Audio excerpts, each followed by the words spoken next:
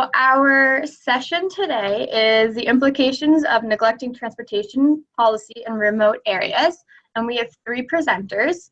We have Mesha Richard, Stephanie Hoffman, and Meas Danok. Good morning, everyone.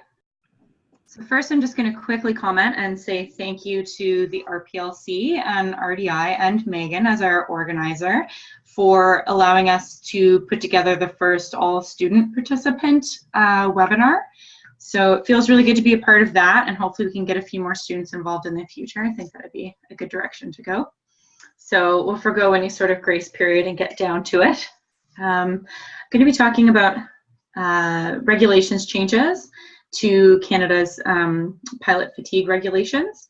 So one size does not fit all is kind of the caption that I'm going with, but I just want you to quickly take a moment and imagine living in a community that's far out in the Canadian hinterland.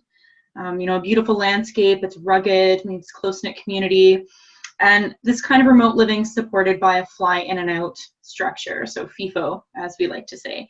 So whereby really the only way to and from the community is to use aviation to do so. And all your supplies, your groceries, they're all ferried by air. At increased costs, which I'm sure myself and some of my colleagues will discuss. And departures from the community for emergency and medical evacuations take place by air as well. And this is in fact the reality for hundreds of thousands of Canadians across the country. There's little to no alternate transportation structure. There's very little resilience in the system due to that lack of redundancy. And questions have now been raised as to how newly proposed changes to aviation regulations in Canada are going to affect the way of life for these isolated communities. These communities that already have very little potential to absorb shocks. So just as far as the outline, I'm going to talk a little bit about what the current regulations are. I'm going to talk about what the impetus for the change was, what the proposed regulations are as kind of a sum up, and then get into how these regulations changes will have impacts on rural and remote communities and what we should really be doing about that. So current Canadian regulations. In Canada, it's kind of been a collection of regulations that relate to flight and duty times that haven't really changed very much in the last couple of decades. Flight time regulations limit crew members to about 1,200 hours in any calendar year. You're looking at about 120 hours in a month or 40 hours in a week. Usually they've been limited to about 14 hours for a day. But just to explain what flight duty time is, as outlined by the Canadian Aviation Regulation, it's the period that starts when a flight crew member reports for a flight as a crew member on standby, and it doesn't finish at engines off. It's at the actual end of the final flight, so when everything is finished. And there's been one exception, and that's been medevac flights up to this point. So they're allowed to extend their service up to 17 consecutive hours. So just kind of where do we stack up internationally? Just to give one little graphic in there, and you see that Canada's really at the far end. We don't fall into the central as far as what international aviation's regulations set for flight and duty times. So keep that in mind. What was the impetus for the change? So the FAA, like the Federal Aviation in the US, only adopted their big changes after it was 50 years of no change after pilot fatigue was determined to be responsible for the Colgan air crash in 2009, which unfortunately killed all the passengers on board, including a resident on the ground. And the red flag for Canadian aviation came a little less than 10 years later, happened in summer 2017. And the event I'm referring to here is the close call of Air Canada Flight 759 as it was attempting to land at San Francisco Airport. So this single event narrowly escaped being the worst aviation disaster in history. I can't actually understate that. So the Canadian pilots lined up at the taxiway at night instead of their designated runway. And they missed a row of fully fueled aircraft by less than 18 meters. There were like 4 aircraft that they would have actually hit. So as word of this kind of spread, maybe some of you remember seeing it in the news at the time, you know, there was videos of the near miss that were repeated on nightly news and social media. It was really a trending story. They were talking about how fatigue would be a part of this. And you had air travelers that were kind of asking, as I put on the slide, you know, has my pilot ever fallen asleep? And the response really became this resounding yes. In fact, there was a survey of 1,900 Canadian pilots that was obtained by a CTV News kind of investigation that showed really a startling number of pilots were napping in the cockpit. So the proposed regulations, after, you know, multiple accidents over the years where fatigue has been determined to be an element, if not like the key factor, Colgan Air highlighted it, and then the Air Canada near miss last summer in 2017 really led to draft amendments coming forward, and they were published in the Canada Gazette on July 1st, 2017. So the proposed regulations would drop flight times in a calendar year by 200 hours. They take into account kind of the start time of the day. So if it was a daytime flight, you can fly longer. If you're flying at night, you're limited to less time. They even looked at whether you were at your home base or whether you're being kind of put up in a hotel and were hopping on a flight at a distant airport. However, Canadians and members of the aviation industry were really only invited to provide feedback on the draft regulation until September 29th. So that really meant the consultation period really totaled less than 3 months for the most serious changes to aviation that we've had in 20 years for regulations. So just a really quick slide showing there's definitely been pushback, not just from citizens in the remote communities, but obviously from the carriers themselves and from the pilots that agree that having regulations changes is good. We want to be up to date. We want to be current with what the international regulations are. But how we're going about it could potentially be done in a better way for our system. So the impacts of these changes on rural and remote communities. So we already have an ongoing pilot shortage. This is global. Canada's not immune. You have lots of pilots that are retiring. And then you have pilot poaching like I've listed there. So that's really just that the major legacy airlines. So in Canada, we're more like a duopoly. We've got Air Canada and we've got WestJet. They have the extra power to kind of aggressively recruit from these more regional and smaller carriers. So there's already that as an element. But as these changes come in, it's really going to require the immediate hiring of an entirely new swath of pilots when we already have an ongoing pilot shortage. So for instance, just one airline, so United Airlines in the US, when the regulations came down the pipe for them, they were said to have been hiring between 60 and 100 pilots a month to deal with the new regulation changes. So Canadian carriers are going to have to do the exact same thing. It's been estimated that we're going to have to hire approximately 1/3 more pilots across all the airlines after the regulations are set.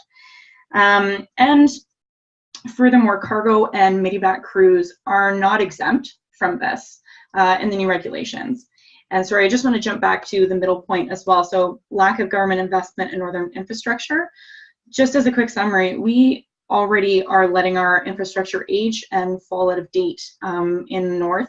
So for example, we've only got 10 paved runways in the territories. Meanwhile, Alaska has 61. So this just shows a lack of investment right there. So you have pilots, you have the actual airports and landing strips, and then going into how these changes are going to have impacts. Glenn Priestley, who is the executive director of Northern Air Transportation Association, NATA, had argued that the changes to Canadian regulations would probably force some northern air operators and then their supporting businesses to shut down completely. If the rules go through by Transport Canada regarding flight and duty times, there's going to be a significant increase in the cost to deliver all forms of northern and remote society services. And the jump in cost is going to come from the need to utilize an increased number of pilots or entire flight crews to complete the same task, which is then going to be passed on to the ticket holder or the cargo product consumer. I mean, we've seen different articles talking about the cost of northern goods, and I don't need to drone on about that. I'm sure my colleagues may end up touching on it as well. But I mean, like, there's a really good Vice article piece that was talking about, you know, food costs for flying in out communities, like $28 for a bag of grapes. It's a really exorbitant pricing, and this is just going to push it further in that direction. So really the most concerning point is the Northern Medevac system not being exempt from this. Emergency flights might actually take less than an hour of flying time, but the crew might then have to wait several hours for a patient to be stabilized, which then results in a loss of duty time hours. And therefore, if you only flew for a very short period of time, but your crew spends too long stabilizing that patient, you're going to run out of duty time and you're not going to be able to fly back. So what that means is you're going to have another medevac crew come in to actually remove that patient. So you're going to look at covering the cost of 2 flights for the exact same emergency mission. So the need for regulations flexibility when applying them to rural and remote areas and smaller regional carriers. So large commercial aviation operators that do long-haul transatlantic flight schedules can't be viewed on the same scale as single-prop bush planes completing fueling hops or medevac crews flying emergency missions as a part of their services to rural and remote areas in the north. And as the director of NATA had stated, quote, "We keep having these southern problems and southern solutions applied to northern operators who don't have the problem in the first place." So if the regulations pass as Transport Canada has laid them out, there's going to be serious mobility and economic implications for many communities and FIFO communities in particular. So kind of in conclusion, we really need to allow for further public consultation when regulation changes of this nature are coming down the line, which is something that is kind of debatable in this example. Was 3 months notice for full public consultation from carriers and the public enough? I feel that in this instance it wasn't, because the way that the regulations have come down is really excluding those voices. So you really have to allow for some variance in the regulations. So for carriers, which in the United States, you have cargo carriers have exemptions. Medevac crews used to have exemptions under the Canadian rules. And then you're looking at something like a single engine aircraft. So some aircraft that's doing multiple hops, doing refueling, is going to eat up all of that duty time, even though their actual time in the air is minute. But the job that they're fulfilling is very important for that remote location. And then the timeline for compliance, we really could include a recommendation of a sliding scale that would depend on the size of the operator or the location of the operator. So I guess I would say the primary takeaway, if I could just wrap up, is that one size does not fit all. When it comes to something as important as aviation transportation in a nation that's as vast and diverse as Canada. And too often rural and remote areas are left out of the policy and regulation discussions, and this really cannot be one of those times. Thank you. Thank you, Mesha. So next we have Stephanie Hoffman. Okay, hi everyone. Thank you for that introduction, Megan, and thank you for having me as a part of this presentation. So today I'll be talking about transportation, as the 2 other presenters are as well, and this is specifically in regards to a critical infrastructure failure that affects Churchhill, Manitoba and the surrounding areas. So I'll give you a background about it, and then I'll discuss the partnerships involved, some of the transportation policies that are in effect, and the cascading effects, because this did affect a lot of other sectors as well. So for background, Churchhill is a remote community. It's 2,000 kilometers from Ottawa, 1,000 kilometers from Winnipeg, and 300 kilometers from the nearest road, and there's a map on the next slide. So the railway is crucial to Churchhill and the surrounding area. It started operating in the early 20th century. For a long time, it was a federal responsibility, but in 1997, it was sold to an American company called Omnitrax. And that was after the Canadian government deregulated the rail industry. So the community has been dependent on the rail, forever, because the alternative transportation options are so costly. That would be by air and by boat. But unfortunately, last spring, the rail line was extremely damaged by severe flooding that Manitoba experiences seasonally. So between Gillam and Churchhill, which is where that all-season road ends, there were numerous issues with the line and it was rendered completely impassable. Unfortunately, Omnitrax just basically said that they can't afford to fix it. And there are a lot of complications to that, but the bottom line was that they weren't going to fix it even though they were responsible for it. So Churchill has just been left to deal with this situation basically on their own. And there you can see where it is. So it's on Hudson's Bay. Historically, it was a very strategic location. And now the port is actually closed there, and it's mostly a tourist destination as well as a destination to collect scientific data. So there are a lot of complex partnerships which make this situation more complicated than it possibly needs to be.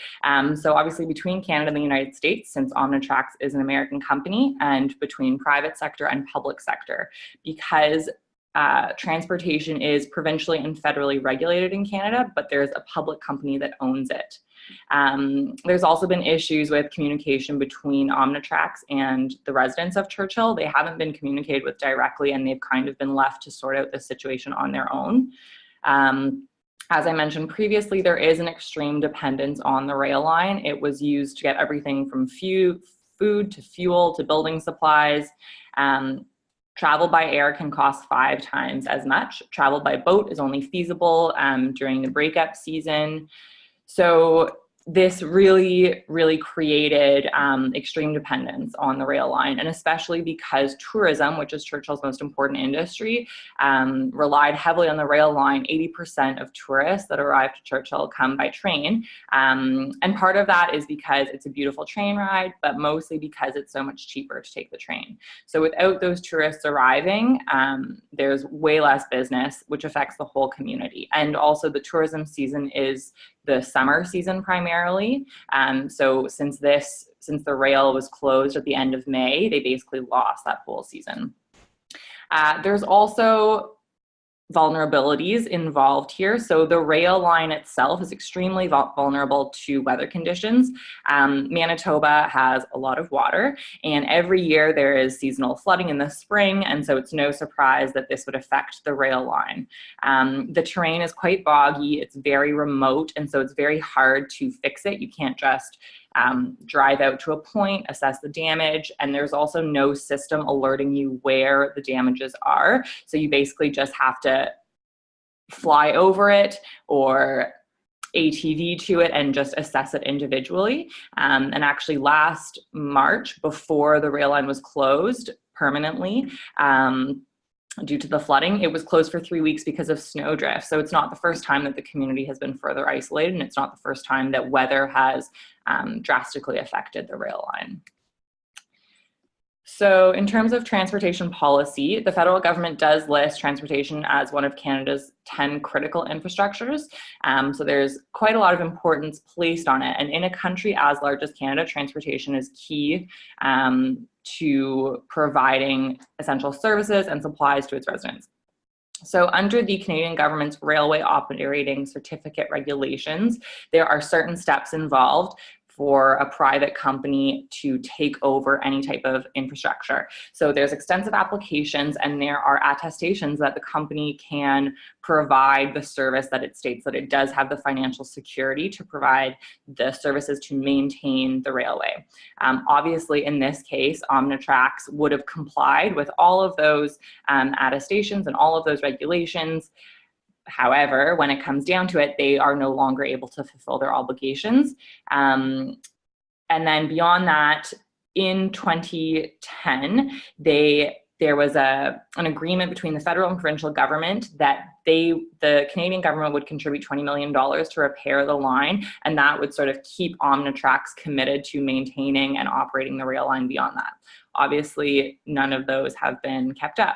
So I think it's evident between my presentation and the other ones as well that Canada needs a firmer transportation policy for remote areas that are vulnerable to weather conditions, and that it was quite irresponsible in this case to sell the line to a private company that doesn't really have a firm investment in the people that it's servicing.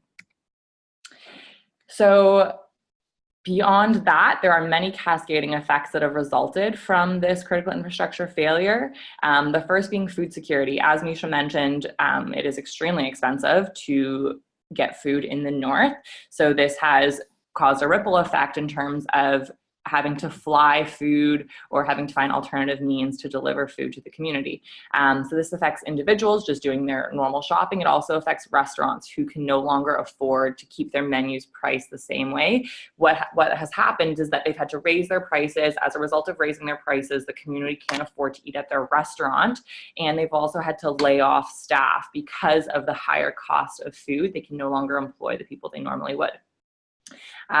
It also has caused an issue with healthcare. So the medication and the medical supplies that would normally come by rail are now more costly to deliver. And it's also affected mental health. It's no secret that there are mental health issues in remote northern communities in Canada. And this has just caused a further sense of isolation and a further sense that these people don't matter to the Canadian government or to Omnitrax.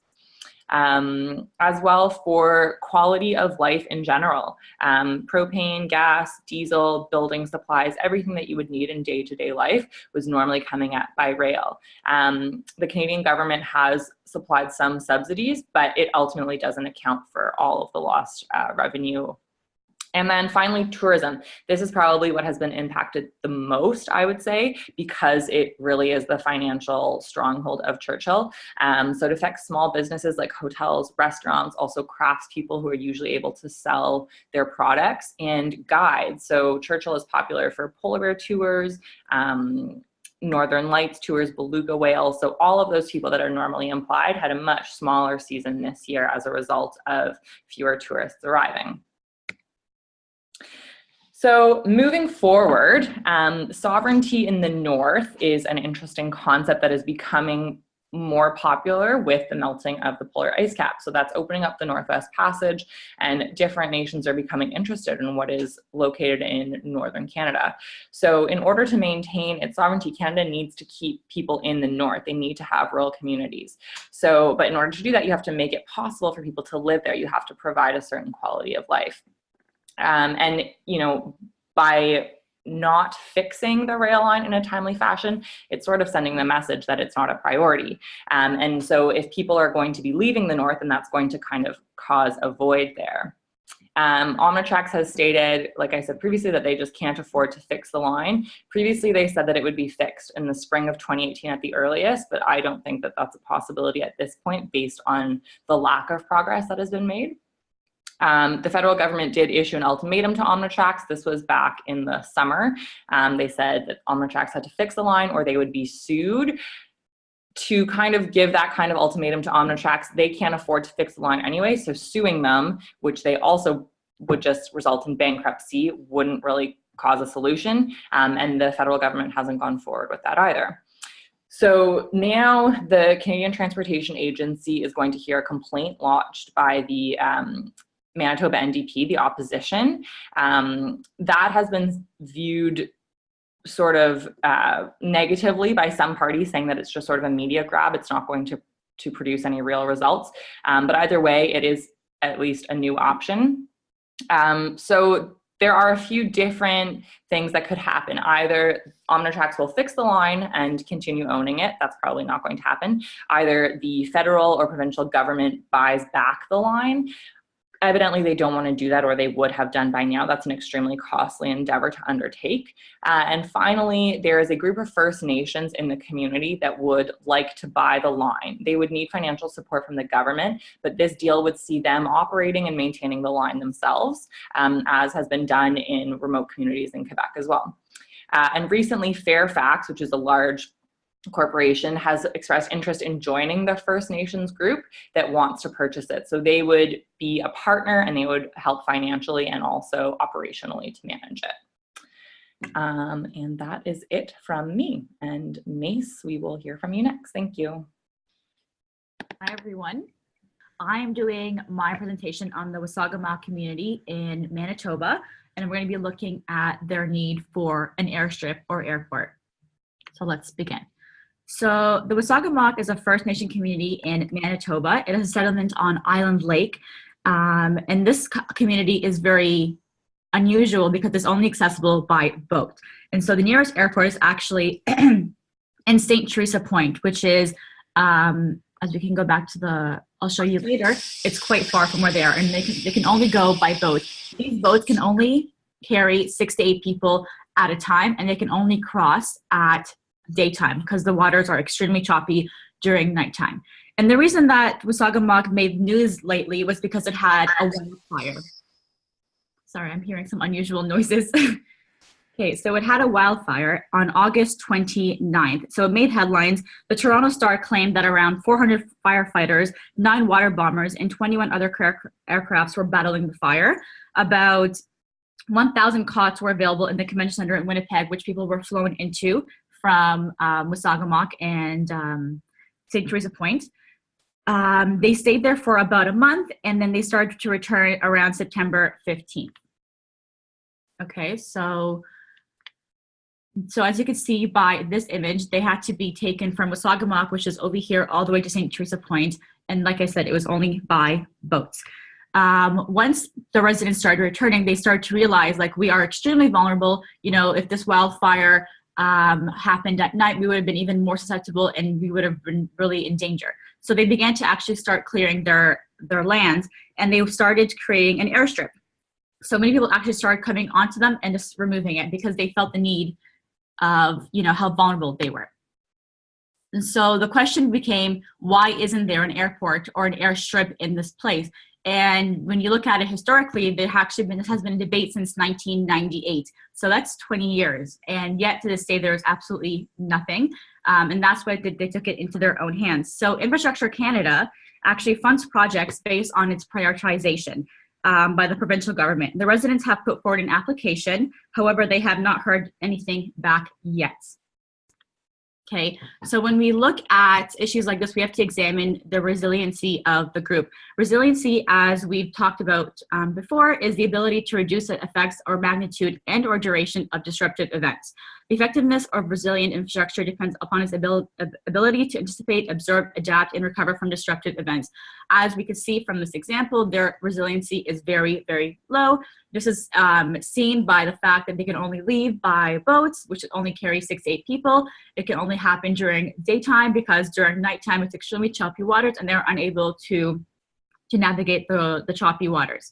And so when they do get across, they have to rely on the infrastructure of St. Theresa Point. So that is burdening that infrastructure and making it even much more slower. So also we have to look at the recovery time. Their recovery time is extremely slow. Still to this day, they have not had any kind of, you know, airports put forward, and that is a massive issue. So we should also look at the cascading effects that impact this community. When we first look at it, let's look at food. It is no secret that any food in First Nations communities are extremely overpriced, right? This is the same exact situation for the Wasagamack community.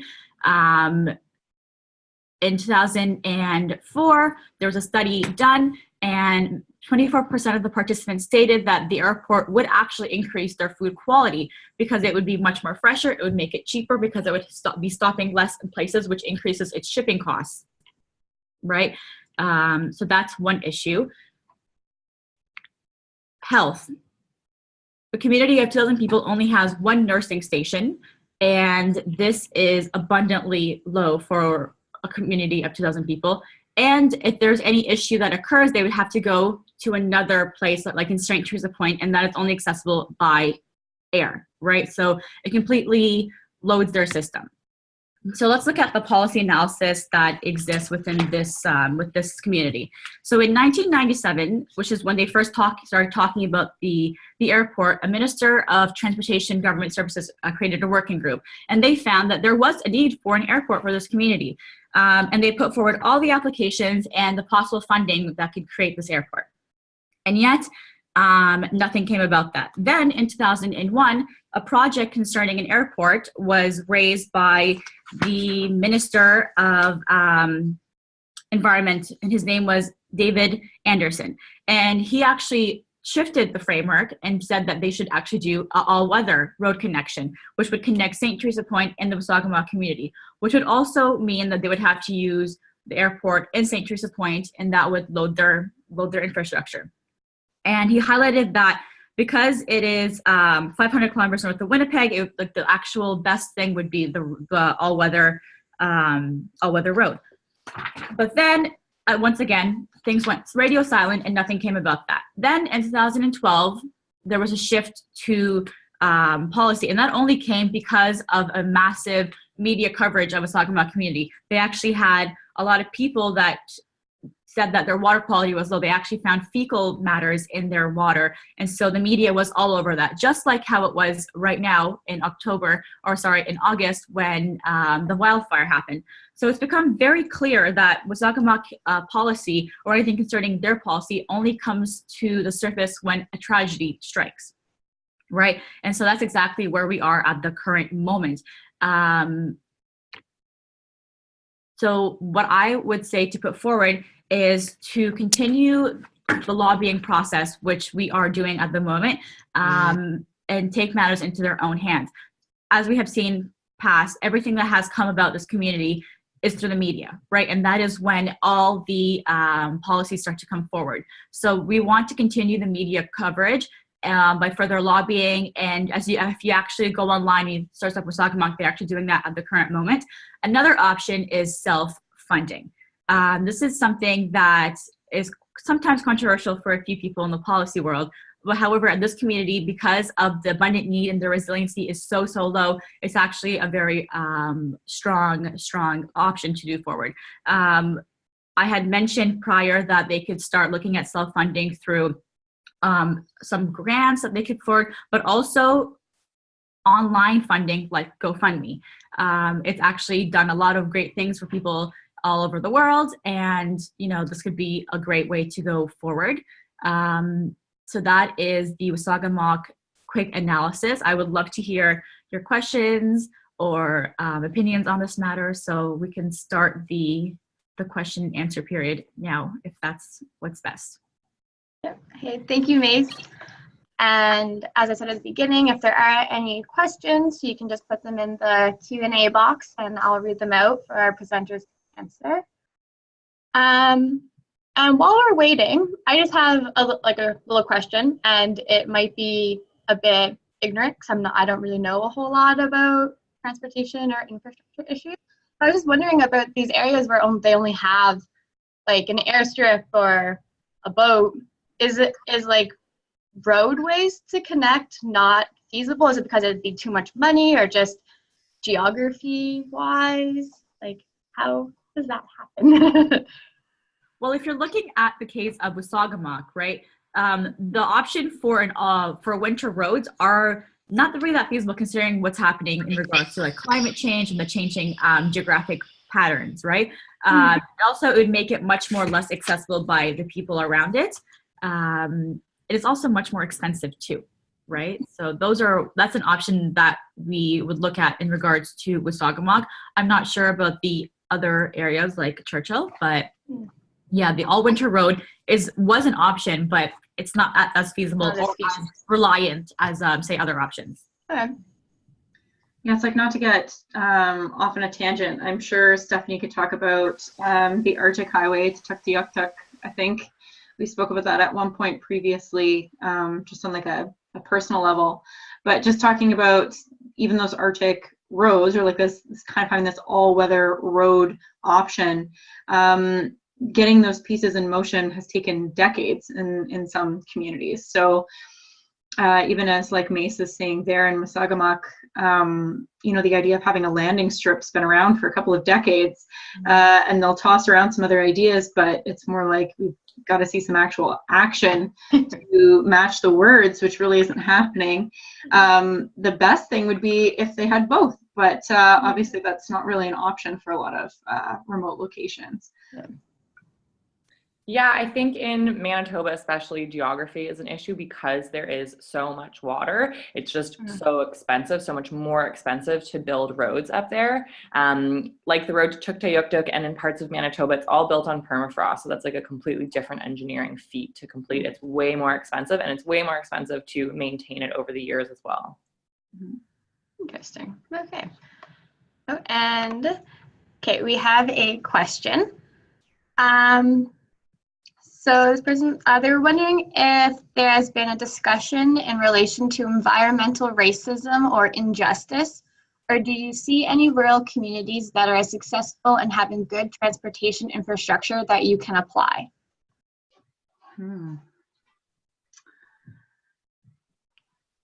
I mean, Churchhill is an example of a community that recently did get a new road.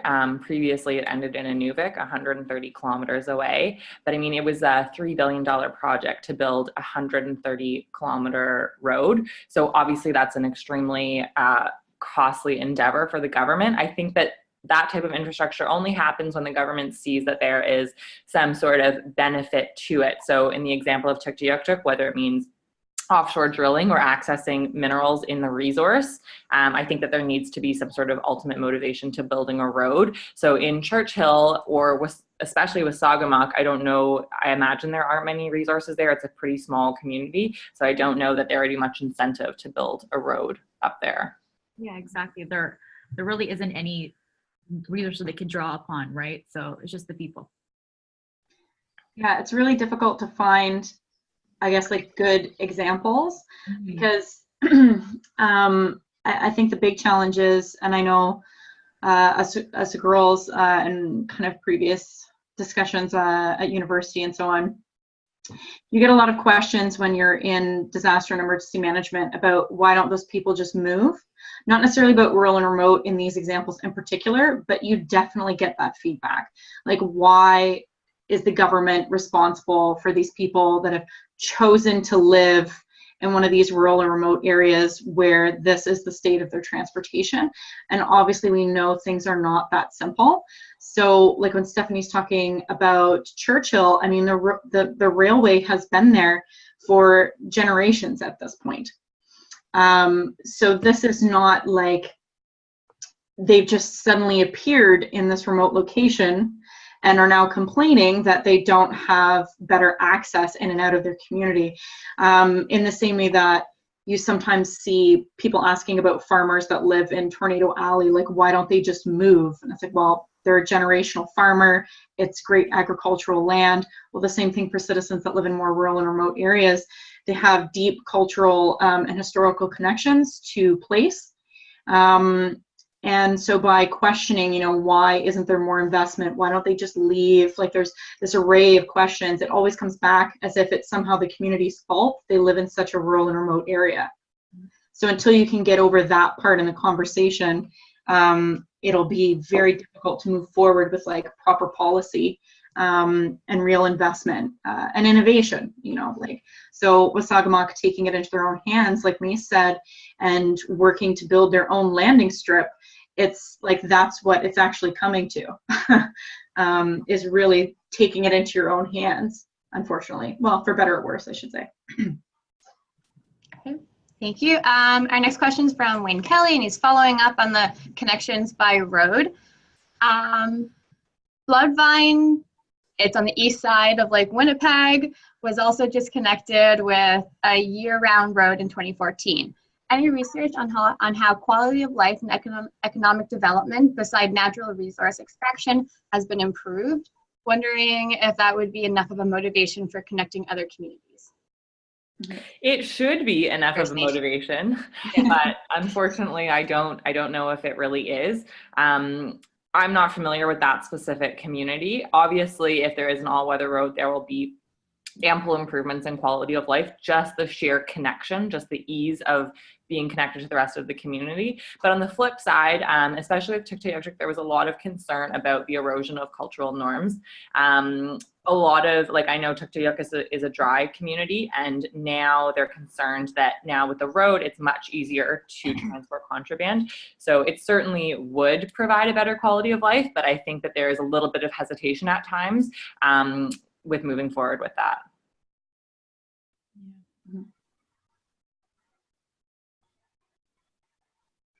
I also think about, when you're thinking of quality of life, the more ease of actual stocking of medical supplies, the ability to have more than one point of exit from your community when you actually have to leave for a medical procedure that isn't available in the community that you currently reside in. Just I think knowing that you have that extra connection, like Wasagamack being able to have an airstrip versus leaving in a boat, it leaves those questions like you see sometimes in the news recently about how far somebody that's pregnant is going to have to travel to actually go to deliver their baby. Well, when you have a community that's relying on, you know, fly in and out services, or relying on this single railway or something like that, knowing that you have that transportation link is incredibly important when it comes to medical services. And then obviously just that kind of overall peace of mind that knowing you have that route. And when it's not there, I'm sure it has an impact whether it's really acknowledged or not. You make do with what you have, but. Okay, so we have two more questions, and the first one is, transportation infrastructure is expensive and slow to create. Have there been any studies into how climate change may affect further policy? Definitely in terms of transportation infrastructure that's built on permafrost. So permafrost, for those who are unfamiliar, it's basically just that the ground is frozen extremely deep, and so it's possible to build roads on that because it stays solid. However, with global warming, this permafrost is melting, and that's creating cracks in a lot of the paved roads. So definitely there are studies in terms of climate change in regards to building on permafrost. Okay, thank you. And our next question is media and social media campaigns the solution then in our current policy setting if they are not getting any attention any other way, or are there any other options? Oh yeah, definitely. Like social media and the media are one of the biggest push factors that help to push policy forward. The more attention on it, the more people watching it, and the further, that's the bigger need for it too, right? The case of Wasagamack is a perfect example, right? It happens all the time. Whenever there's an issue, the media comes and then policy will slightly change or move towards the right direction. But if that media or coverage is not there, then it kind of stays stagnant, right? And the stagnation is what we want to avoid. And that's where the media, social media comes in and just revives it and helps us start the narrative. So I would definitely say in this day and age, social media especially is the biggest indicator of policy being changed. I think it's interesting because it's having access to almost like the megaphone, right? So for a lot of kind of rural and remote communities where you have a very small population, if you can access, the media, whether it's, kind of traditional media or social media, gives you the ability to increase the volume of that message, the volume of your voice. But that leads into a totally different kind of webinar discussion about having broadband connectivity, having high-speed internet access for a lot of these rural and remote areas where it'd be great to, kind of live tweet events that are going on in your community and really share lots of stories about, look at us building this, landing strip. This is day one. This is what we're doing. But, you have challenges about the actual connectivity in more than just transportation for a lot of these communities. Exactly. Comes down to actual communications, telecommunications connectivity too. But I think it can play a huge role when your community has such a small voice to start off with. Really powerful message, but a really small voice that you can use it as that outlet to get your message to the wider audience. Exactly. Wasagamack is a population of 2,000 people, but 2,000 people were able to make a pretty big change considering what happened to them in a span of 1 month, right? So you have to definitely, I like the megaphone example that you gave forward, right? It just makes their voices louder, and the government would hear it faster that way. Okay. To what extent do macroeconomics and macropolitics affect decisions on northern services? It's funny, I just saw that question pop up, and whether this is kind of the direction that they were thinking of. Having lived in Manitoba myself, at a certain point, there's always the joke about perimeteritis. So you've got kind of the perimeter, yeah, Stephanie's laughing.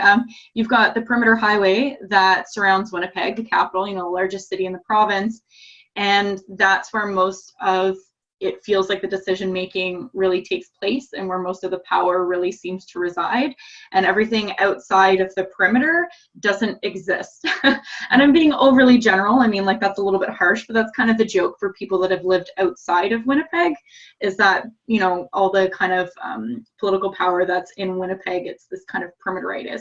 And I think that's the same for a lot of regions in Canada where you have more population, kind of like just before, you have more voice, you have more power. Those are the people that are voting for you.